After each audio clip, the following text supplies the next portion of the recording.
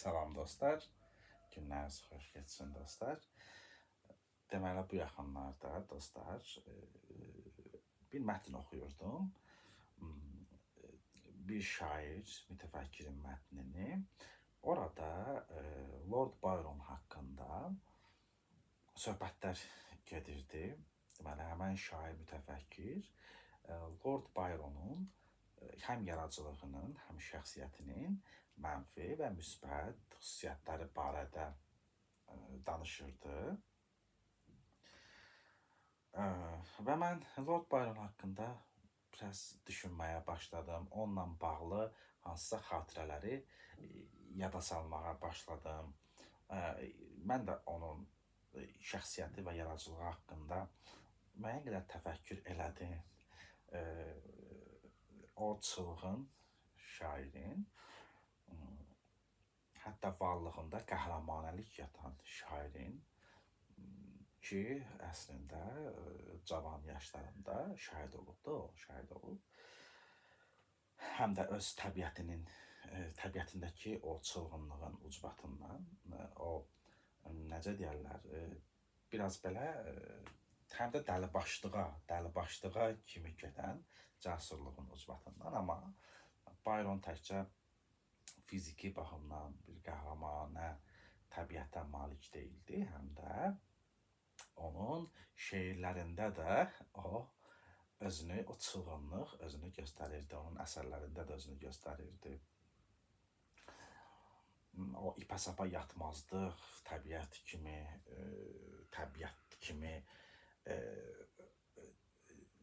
şiddətli ehtiraslara qapılan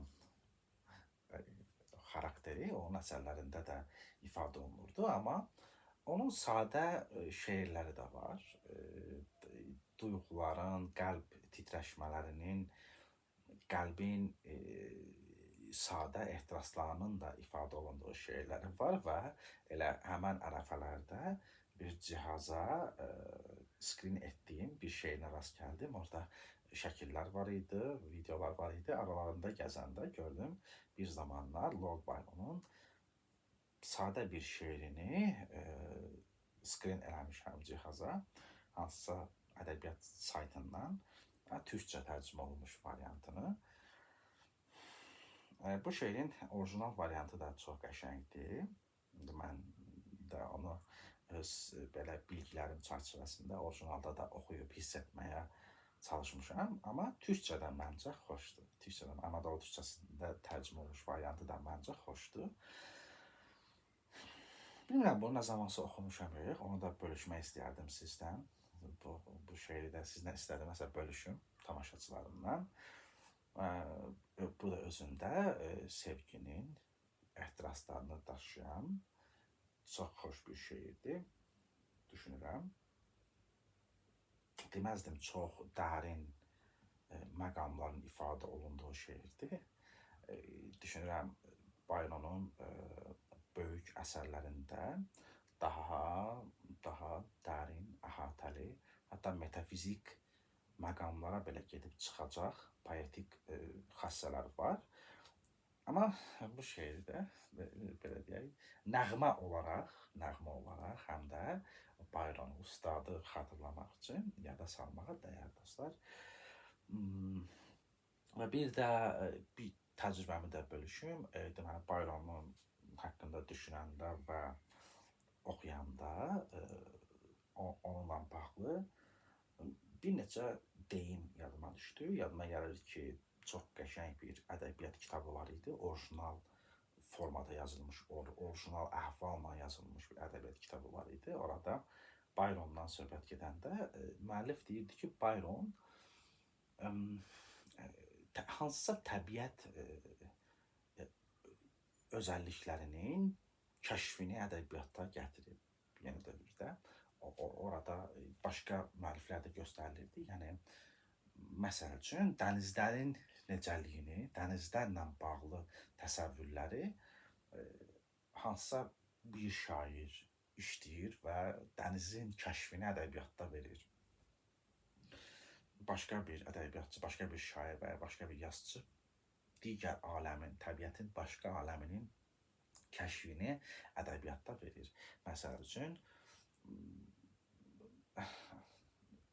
çox misallar çəkmək olar buna, çox önəri çəkmək. Dünya ədəbiyyatından məsəl üçün var ki, ilk dəfə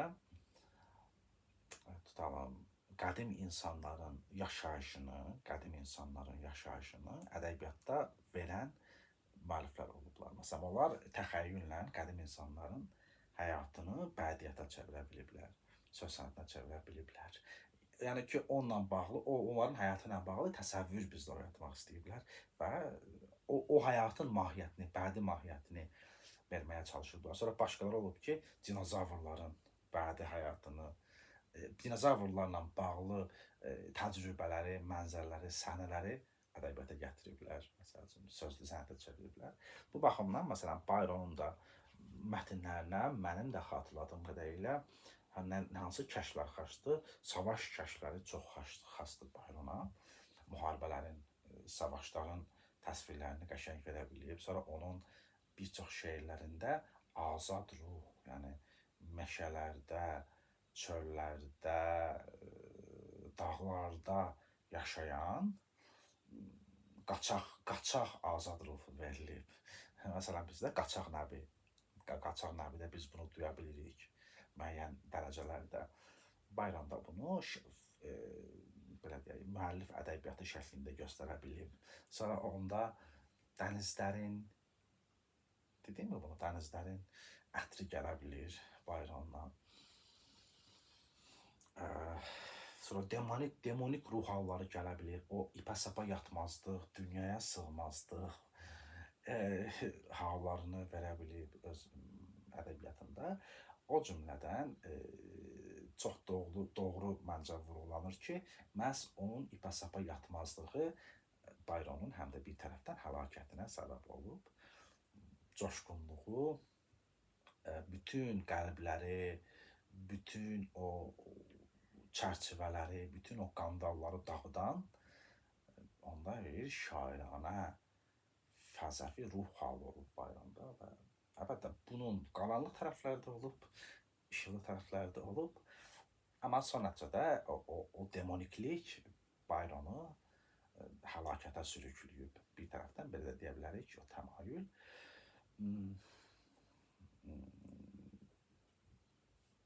Belə. Bir də nəsə deyəcəkdim, yadımdan çıxdı, yəqin düşər. Və gəlin şeiri oxuyum dostlar. Biraz Byronu xatırladım, istəyirəm şeiri də oxuyum. Bax, görün nə deyir. Bu bir eşq şeiridir dostlar və sevgilisini çox dərindən, böyük ehtirasla və istəklə sevən və arzulayan bir aşiqin dilə gətirdiyi cümlələrdir. Bəsitdirlər, yəni qavrayışa açıqdırlar, bəlkə də belə sadə görünürlər, amma o qaynar, yanar bir vücuddan çıxdığı aşkar məsələdir. Bax, deyir ki, ah, öpə bilsəydim o ateşdən gözləri, 1 milyon yetməzdi arzumu söndürməyə. Batırıb dururdum dudaqlarını sevincə. Kalırdım hər öpüşdə bir çağ boyu. Yenə də doymaq bilməzdi ruhum. Öpərdim durmadan, sarılırdım sana. Heç bir şey ayıramazdı öpüşümü öpüşündən. Öpüşür dururduq, öpüşürdük sonsuzca. Öpüşlərimizin sayısı geçsə bilə, sarı hasadın sayısız tohumunu, boş bir çaba olurdu ayrılmaq. Ayrıla bilir miydin? Ah, asla, asla. Burada nələr deyilir? Məndə çox aydındır. Nə deyir? Deyir ki, kaş sevgilisi, yəni aşiqin, sevdiyi xanım ona baxarkən onun gözləri ateşlənir. Sevdiyinin gözləri ateşlənir, ateş saçır. Yəqin ki, o sevdiyi xanımın da ehtirasının ifadəsidir, sevgisinin ifadəsidir. Deyir, bax, mən kaş sevdiyimin gözlərini öpərdim. Kaş öpərdim. o öpüşlərin sayı nə qədər çox olsaydı da arzumu söndürməyə yetməzdi. Yəni arzum sönməzdi. Batırar durardım dodaqlarımı onun gözlərinə. Belə batırıb durardım onun gözlərinə. Və hər öpüşdə bir çağ boyu qalardım. Yəni bir əsrlər boyunca qalardım. Bir öpüşdə sanki əsrlər keçir. Əsrlərin zənginliyini bir öpüşdə toplanardı. Sevgilimin gözlərini öpsəydim, hər öpüşümdə toplanardı. Amma yenə də doymaq bilməzdi ruhum.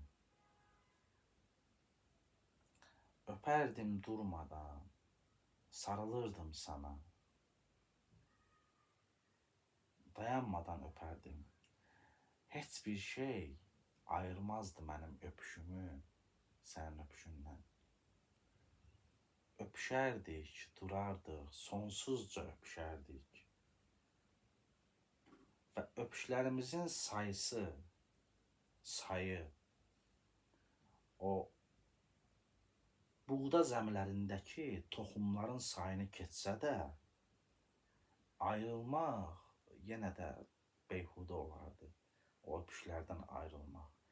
Ayrıla bilər miydim? Əsla, əsla. Öpsəydim də çoxlu, yenə də ayrıla bilməzdim. Ruhan ayrıla bilməzdim. Belə dostlar, əzizdən müğayət olun. Bu şeydə bölüşməkdə dostlar, həm bayramı xatırlayırdım, o mətnlərlə bağlı, həm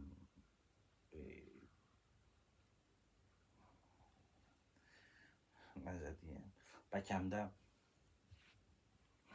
belə deyək, zaman oxuyarkən o demonik ruh halları ilə bizi gərginləşdirsə də zaman bayram belə necə deyərlər,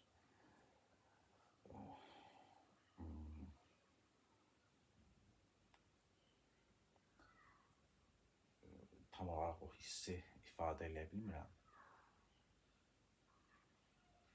Bəz məyus eləsə də bayramlıq ruh halıdır da, o bayramlıq ruh halı, yəni belə qüssə var orada, acı bir qüssə, fəlsəfi qüssə. Orada elə bil ki, ümidsizlik halı da var bayramın bir çox mətnlərində. Amma görünür o da sevgidə çox şirin dadlar tapıb ki, belə şeirlər də həm də yaza bilib. Yəni o geniş dərk etmənin içərisində bir işıqlı dalğa olaraq, işıqlı xassə olaraq sevgini də qiymətləndirib və dəyərini bilib. Təkcə bu şeirdə yox, yəni onun çoxlu belə böyük mətnlərin içərisində belə sevgi məqamları boğuldu. Təsadüfi deyil ki, onun qəhrəmanlarından biri Don Juan'dır. Hər nə qədər əvvəlki Don Juan'lara çox bənzəməsə də. Əsərlərdən birində də Don Juan'dır və qəhrəmanlarından biri də Don Juan'dır. Belə dostlar, hələlik sizdən müğayət olun. Gələn görüşlərədək. Nədənsə bugün də bayramı xatırlamaq istədim. Sağ olun. Və sizdən müğayət olun dostlar.